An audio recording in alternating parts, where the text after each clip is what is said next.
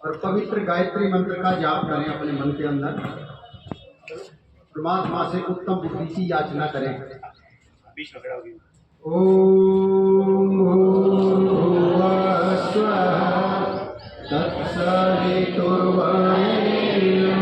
भर्गो देवस्य धीमहि धियो यो नः प्रचोदयात्।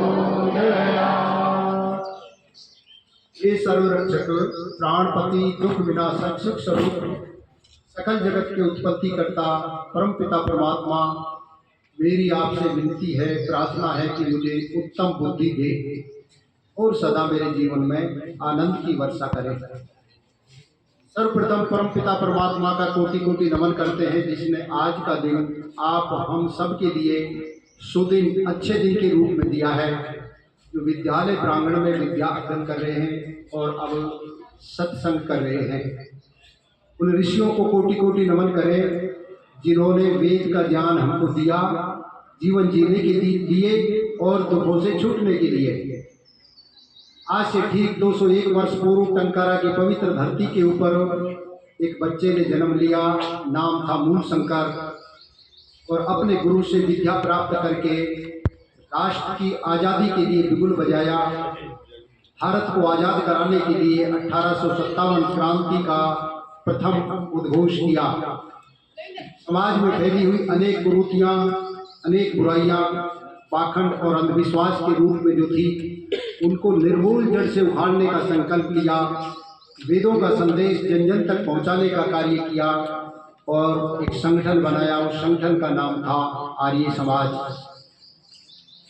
आप सपरिवार विद्यालय परिवार को हृदय की गहराई से मेरा कोटि कोटि नमन। मेरे साथ आए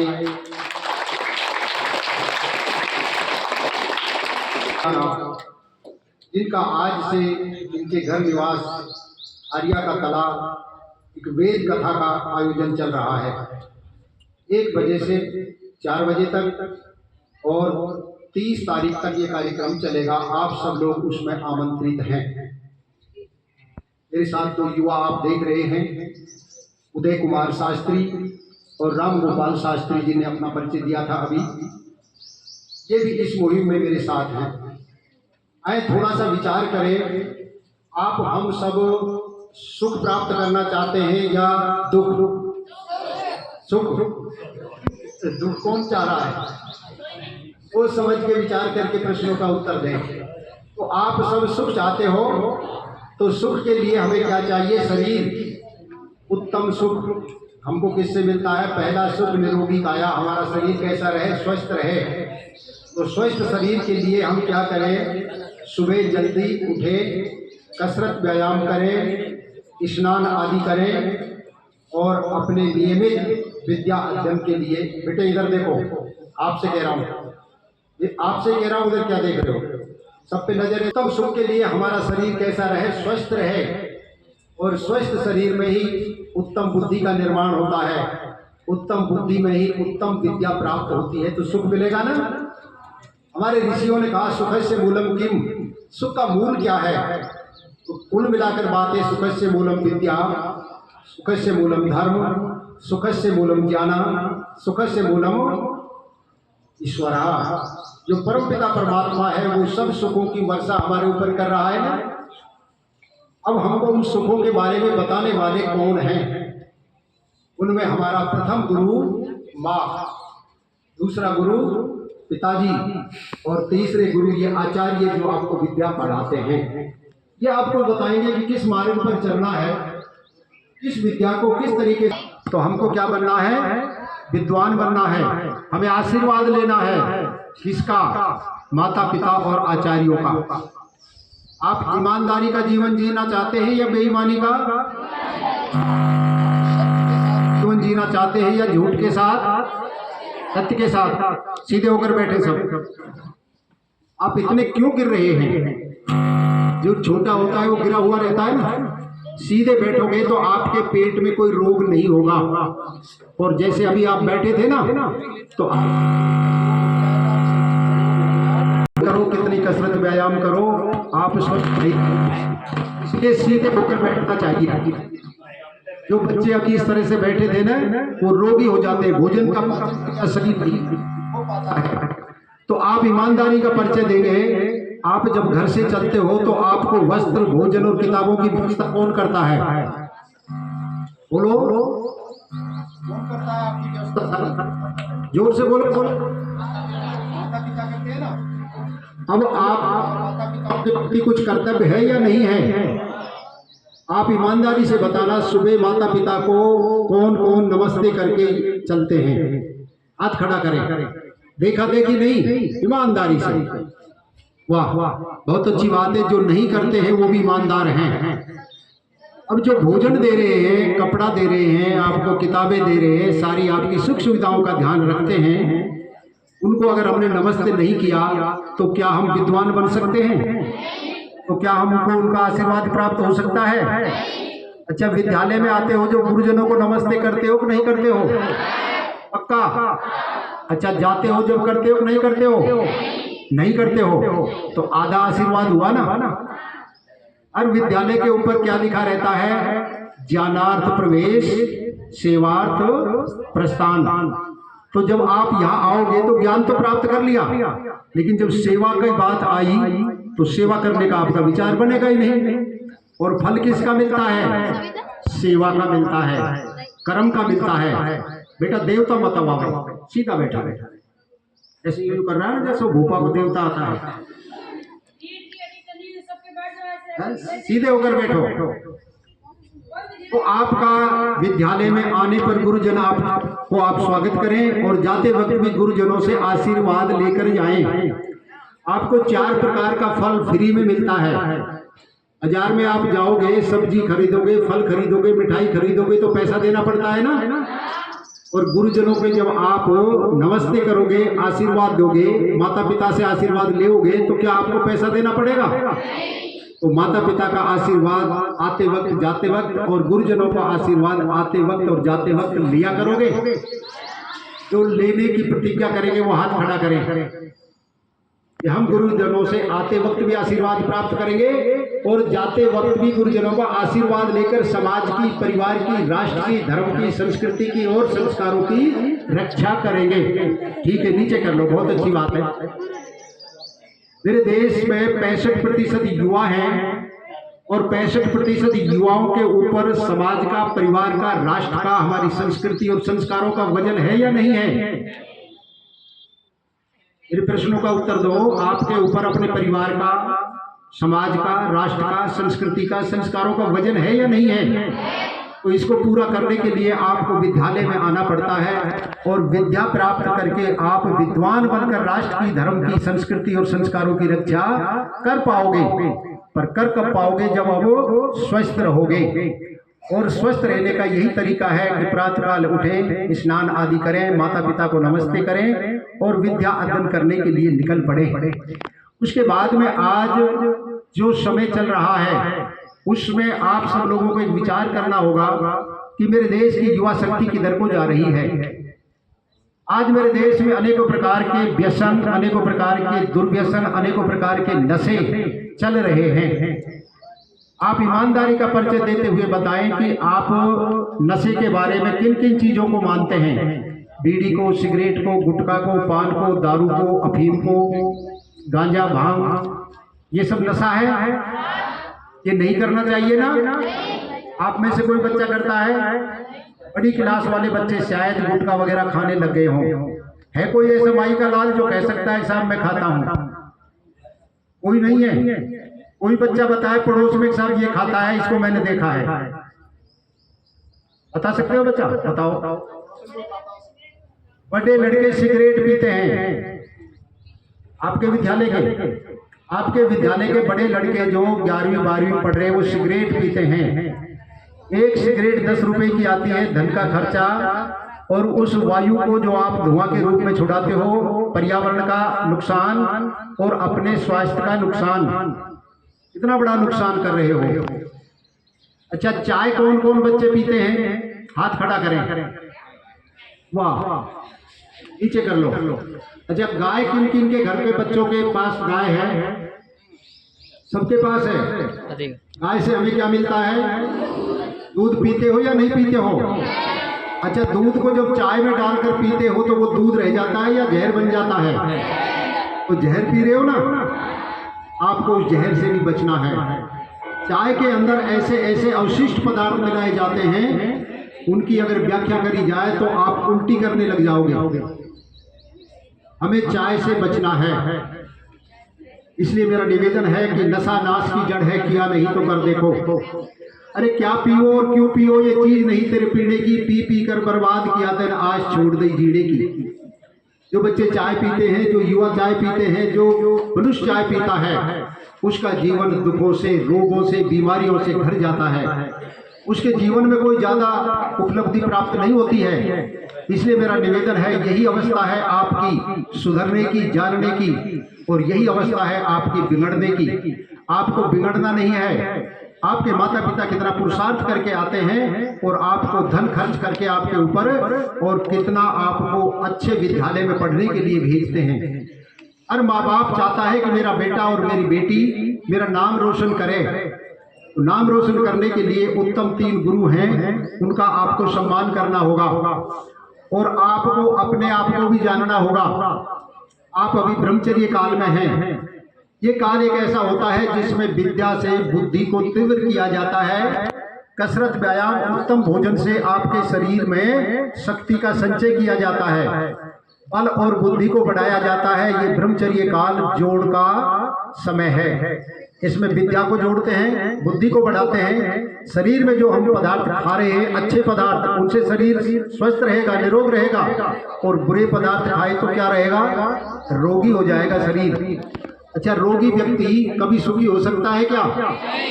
तो हम मनुष्य के रूप में आए हैं सुख प्राप्त करने के लिए, और सुख के जो साधन हैं वो मैंने आपके बीच में रखे।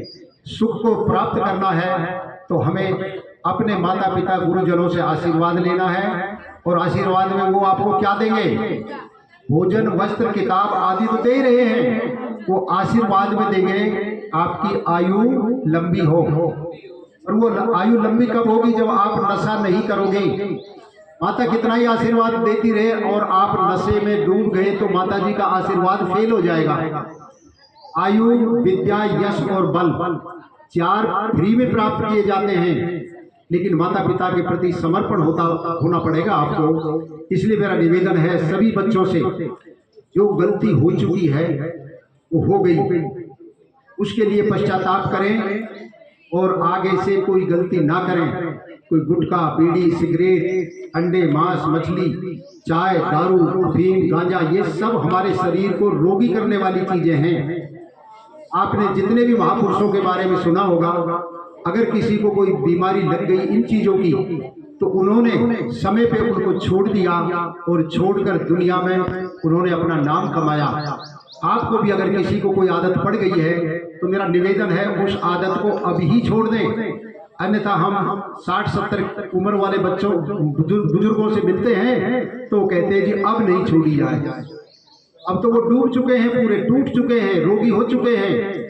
तो आप तो अभी बच सकते हो।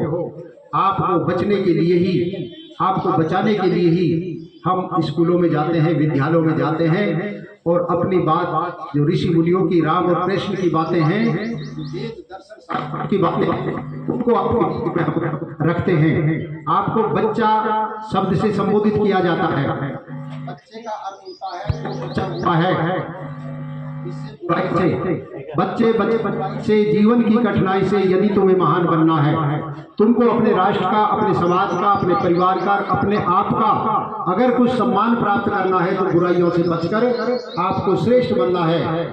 आप देखते हैं कि हमारे समाज में जिन लोगों ने, हमारे राष्ट्र में जिन लोगों ने अच्छे काम किए, उन्हीं की फोटो लगते हैं ना। आप सब पास होना चाहते हैं या फेल होना चाहते हैं? पास होना चाहते हैं ना, तो पास तो 33% में भी हो जाते हैं, लेकिन फोटो किनके लगते हैं? टॉप वाले के, जो 98 पॉइंट कुछ नंबर लेकर आते हैं। आप ऐसा प्रयास करें, माता पिता गुरुजनों से आशीर्वाद लें, उत्तम विद्या को प्राप्त करें, और समय निकलता जाए हाथ से। यही समय है अपने जीवन को सुधारने का, अपने जीवन को बनाने का। आप सब अच्छे राष्ट्र निर्माता हैं। इस देश की रक्षा कौन करेगा? बच्चों, इस देश की रक्षा कौन करेगा? ये देश किसका है?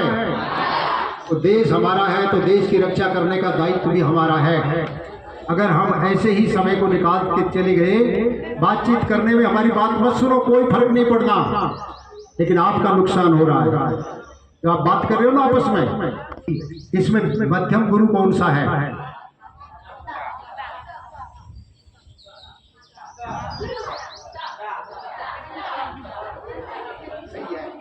पिता हमारा मध्यम गुरु है, और उत्तम गुरु कौन है? माता। और ये आचार्य तीसरे नंबर पे है। अरे आपको शिक्षा देकर यहाँ तक भेजते हैं, तो माँ 5 वर्ष तक आपको शिक्षा देती है, पिताजी 5 वर्ष से 8 वर्ष तक, 6 वर्ष तक आपको शिक्षा देता है, उसके बाद ही तो इनके संपर्क में आते हो। इसलिए आपके 3 उत्तम गुरु हैं, छोटा नहीं है, कोई बड़ा नहीं है, वहां से निर्माण होता है, और ये आपको और संभाल देते हैं। प्रतिज्ञा हो जाओ, तो स्थान बनाता है, सेठ जी के पास में केवल सोना होता है, उसका केवल जो है वो तो स्थान बनाता है। आपका जीवन माता पिता ने बनाकर दिया है। इन्होंने कितने वर्ष विद्या प्राप्त करी? 17, 18, 20 वर्ष, 25 वर्ष तक इन्होंने विद्या प्राप्त करने के बाद में इनका पोस्टिंग यहाँ हुआ है। आप इनको क्या समझते हैं कि गवर्नमेंट तनख्वाह देती है? ऐसा नहीं करते हैं। गवर्नमेंट की तनख्वाह और इनके बीच में जो संबंध है, उससे मैं आपको अवगत करा देना चाहता हूँ। ये सारी की सारी शक्ति आपके लिए लगाते हैं। 40 मिनट का पीरियड होता है, ये 25 मिनट पढ़ाए तो क्या गवर्नमेंट इनको सस्पेंड कर देगी? नहीं करेगी। लेकिन ये पूरा दायित्व निभाते हैं, और पुस्तकों के अलावा अपने दिमाग से, अपने हृदय में जो अच्छे विचार आते हैं, उनसे आपको सजोते हैं, उनसे आपको ये बनाते हैं। इसलिए इनको आचार्य कहा जाता है। इनका आचरण जैसा होता है वैसे ही आप बने, और आप राष्ट्र के श्रेष्ठ नागरिक बने, क्योंकि आपके कंधों के ऊपर आगे आने वाला भार है। आप क्या बनना चाहते हैं? कलेक्टर बने, मास्टर बने, डॉक्टर बने, इंजीनियर बने, आप मर्जी आए जो बने, आप व्यापारी बने, आप किसान बने, आप समाज सुधारक बने, चाहे आप नेता बने, उपनेता बने, लेकिन हमारा एक संदेश है कि आप मनुष्य पहले बन जाएं। आप कहोगे मनुष्य तो हम बने बनाए हैं। अच्छा बच्चों, जो दारू पीता है क्या वो भी मनुष्य है? हाँ भाई, क्या बोला मैंने? गाड़ी वाला है? हाँ, जो दारू पीता है उसका शरीर तो मनुष्य का है, लेकिन उसका जीवन कैसा है? राक्षसों का है। अच्छा, दारू पीने वाले के सींग उग जाते हैं क्या दारू पीते पीते? गाय भैंस की तरह पूंछ डाला कर जाता है क्या? लेकिन उसकी पहचान हो जाती है समाज में कि ये पियक्कड़ है, ये दारूबाज है, इसलिए दारूडो कहते हैं उसको। अच्छा, आपको अपने परिवार में, घर में कोई नशा करने वाला है? ईमानदारी से बताना, आपसे बड़ा कोई नशा करने वाला है? कौन है? तेरे दादा और चाचा। किसका? पोस्ट का? दारू का? दारू का नशा करते हैं, तो आप उनको छुड़ाने का प्रयास कर सकते हैं? खड़ा हो जाएगा, खड़ा हो जाएगा, कोई बात नहीं, बहुत अच्छा, उधर ना कर। अच्छा सुनो, आप अगर हिम्मत कर सकते हो तो आप उनकी दारू छुड़ा सकते हो। सुनो बच्चों, कोई नशा करने वाला होगा, अगर आप चाहते हो कि मेरा घर नशे से मुक्त हो, मेरे परिवार का कोई भी व्यक्ति नशा ना करे, तो आपको पुरुषार्थ मेहनत करनी पड़ेगी, त्याग करना पड़ेगा, तो वो आपका घर अच्छा बन जाएगा। और वो त्याग क्या है? पहले तो हाथ जोड़कर कहो अपने दादाजी से, अपने चाचा जी से, कि आप जो कर रहे हो इसका प्रभाव हमारे ऊपर पड़ता है, हमारी माता बहन बेटियों के ऊपर पड़ता है, आप ये नशा छोड़ दो। ये तो क्या हुई? प्रेम पूर्वक बात। फिर कहो दादाजी आपका धर्म क्या कहता है? नशा करना कोई धर्म की बात है क्या? तो दादाजी से कहो कि आप धर्म के मालिक हो, आप धर्म के पालना करने वाले हो या अधर्मी हो। अगर वो नहीं मानते हैं दोनों बातों को, तो आप उनके सामने संकल्प ले लो कि दादाजी चाचा जी जब तक आप नशा नहीं छोड़ोगे मैं अन्न ग्रहण नहीं करूंगा। ये त्याग करना पड़ेगा।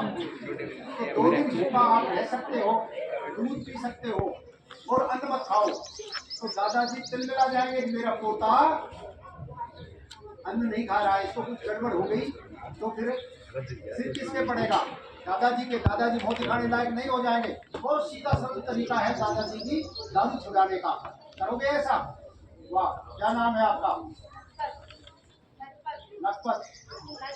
लखपत। जो भी बच्चे अपने इस तरह का व्यवहार करके अपने परिवार को सुधार सकते हैं, उनके लिए उनका परिवार कितना सुंदर श्रेष्ठ उत्तम बन जाएगा।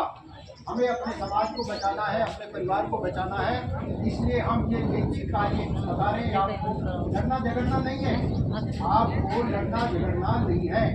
आपको क्या करना है? निवेदन करना है, प्रार्थना करनी है और संकल्प लेके, दृढ़ संकल्प लेके आपको खड़ा हो जाना है कि मैं अन्न तभी खाऊंगा जब आप दारू छोड़ दोगे। इसलिए सब बच्चे जिनके घर में नशा आए वो छोड़े, और जो नशा करते हैं वो भी नशा छोड़ दे आज से। अब मैं आपको एक प्रतिज्ञा दिलाना चाहता हूँ।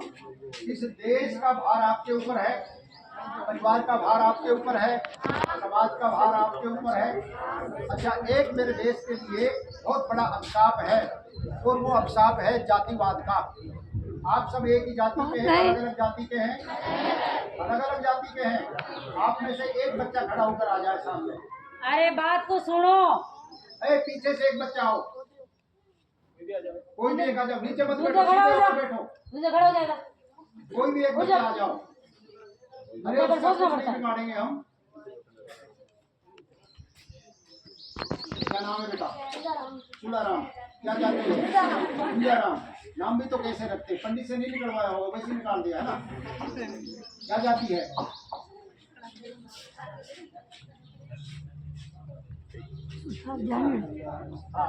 सुतार। उधर मुंह करके खड़ा हो। सुतार के अलावा कोई दूसरा बच्चा आए जो सुतार ना हो। अरे सुतार थोड़ी हो ऐसे देख रहे हो अगले बगले, कुछ नहीं। आजा बेटा। क्या नाम है तेरा? अच्छा, जाति क्या है? कुमावत। राजनाथ। दोनों सीधे हाथ खड़े उधर। बच्चों अब देखो इनको, दोनों की आंख नाक के पास है तीनों की, या अलग अलग हैं? दोनों की नाक उसी तरह की है या सोने चांदी लोहे की अलग अलग है? दोनों के कान खोपड़ी के दाएं बाएं है ना? दोनों की नाक के नीचे मुंह है ना? अच्छा बेटे, आप देख रहे हो इनके हाथ में 4 अंगुली और 1 अंगूठाई है ना दोनों के। तो फिर कैसे पहचान हो ये तो सुतार है और ये कुमावत है? प्यारे प्रभु परमात्मा ने मनुष्य बनाकर भेजा है इनको। डॉक्टर से इनका मेडिकल करवाया जाए तो सबका गुर्दे, हृदय, फेफड़ा, लीवर, किडनी सब इनकी एक जैसी मिलेंगी। और इन्हीं की नहीं, रूस, जापान, अमेरिका में जहाँ कहीं भी मनुष्य है इस तरह का, इसके सबके सब अंग प्रत्यंग ऐसे ही मिलेंगे या अलग अलग मिलेंगे? ऐसे। तो आप विचार करके देख लीजिए, मेरे देश को डुबाने का जो कारण है वो है जातिवाद में फंसकर मेरा देश हजारों वर्ष की गुलामी को भुगत चुका है। इसलिए आपको बात समझ में आ गई। आप सब क्या हैं? एक जाति है जिसको कहते हैं मनुष्य, और दूसरी आपके बराबर में खड़ी कर दी जाए गाय, तो आप क्या कहोगे कि दोनों मनुष्य है या दोनों गाय हैं? ठीक है, कर लो बेटा हाथ। आप कहोगे ये मनुष्य है, वो गाय है, क्योंकि गाय के 2 सींग और 1 पूंछड़ा अलग से होता है। और गाय के बराबर में भैंस खड़ी कर दी जाए, सींग और पूंछ तो उसके भी होती है, पहचान कैसे करोगे? गाय और भैंस में पहचान कैसे करोगे? क्या अलग होता है गाय के, भैंस के जो नहीं होता है वो बताओ। खड़े में विचार करके देखना, अंधा आदमी अंधेरे में भी आप टटोल के बता सकते हो ये गाय है और ये भैंस है। अच्छा, दोनों के मल को देखकर आप पता लगा सकते हो कि ये गाय का है और ये भैंस का है। लग जाता है ना पता? हवन के लिए जब हम कहते हैं भाई आपको गाय का गोबर लाना है, तो वो गाय का ही लेकर आते हैं जंगल में से, जबकि भैंस भी होती है तो पहचान होती है। आपके पैरों में अंगुली और अंगूठा एक जैसा ही है। इसलिए मेरे देश को बचाना है, राष्ट्र को बचाना है, तो आपको ये जातिवाद के जहर से ऊपर उठना होगा। इस जातिवाद, बैठ जाओ बेटे, इस जातिवाद ने हजारों वर्ष की गुलामी के हमको दर्शन करा दिए और मेरा देश जो कभी सोने की चिड़िया कहलाता था वो क्या हो गया, कंगाल हो गया। मेरे देश का राजा कभी चक्रवर्ती राज्य को प्राप्त किया करता था, वो दरदर के भिखारी बन गए। मेरे देश के विश्व गुरु कहलाने वाले जो आचार्य थे वो गुलामी की जंजीरों में जकड़ दिए गए। इसलिए आपको इस जातिवाद के जहर को छोड़कर वो राष्ट्र को पुनः विश्व गुरु बनाना है। यहाँ कभी दूध की गंगा बहा करती थी और इस देश को सोने की चिड़िया के नाम से जाना जाता था। सोने की चिड़िया देखी किसी ने? है बच्चे, इधर से तीसरा नंबर वाला, सोने की चिड़िया देखी है? इस देश को सोने की चिड़िया कहा जाता था। सोने की चिड़िया का तात्पर्य एक मुहावरा है। सोने की चिड़िया का तात्पर्य है कि यह देश हर तरीके से संपन्न था। जिस देश के अंदर 6 प्रकार की ऋतु हो, अनेक प्रकार के अन्न फल फूल मेवा मिष्ठान हो, अनेक प्रकार की औषधियां, अनेकों प्रकार के पशु और पंछी हो, वो देश सोने की चिड़िया कहलाता था। आए विचार करें, देश को पुनः सोने की चिड़िया दूध की गंगा यहाँ बहाई दी जाए और देश को पुनः राम राज्य की ओर ले चलने के लिए आप सब लोगों के कंधे के ऊपर एक भार है, जिम्मेदारी है। और उस जिम्मेदारी को पूरा करने के लिए, उस जिम्मेदारी को अच्छी तरीके से निभाने के लिए, उसकी जानकारी के लिए आपको अपने परिवार वाले विद्यालय में भेजते हैं और विद्यालय में आप यहाँ से जाकर क्या करोगे, विद्वान बनोगे। मेरे राष्ट्र का नाम रोशन कौन करता है? जो अच्छी विद्या प्राप्त करता है, गुरुओं का सम्मान करता है, माता पिता का आदर करता है और समय पे जगकर उचित खान पान करता है, किसी भी प्रकार के नशे का आदि नहीं होता है। वही देश, चाहे खेल के क्षेत्र में वो युवा हो, चाहे विद्या के क्षेत्र में, चाहे वो इंजीनियरिंग के क्षेत्र में, चाहे वो मेडिकल के क्षेत्र में हो, वो जाकर अच्छा नाम रोशन करते हैं। अच्छा, जो डॉक्टर चोरी करता है किडनी की, वो डॉक्टर राक्षस है या देवता है?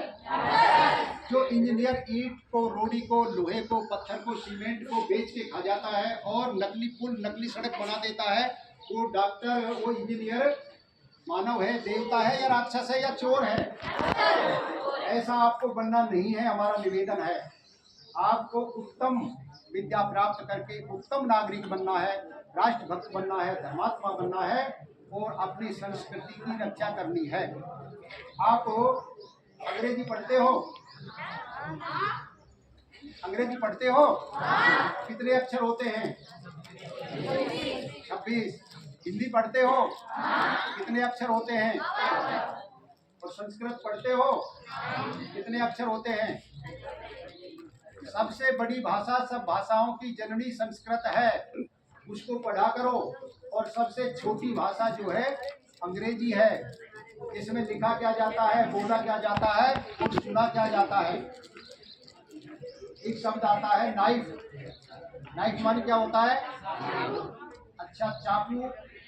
नाइफ में पहला अक्षर क्या आना चाहिए? एन आना चाहिए ना, लेकिन आता क्या है? लिखोगे जब क्या लिखोगे? ए।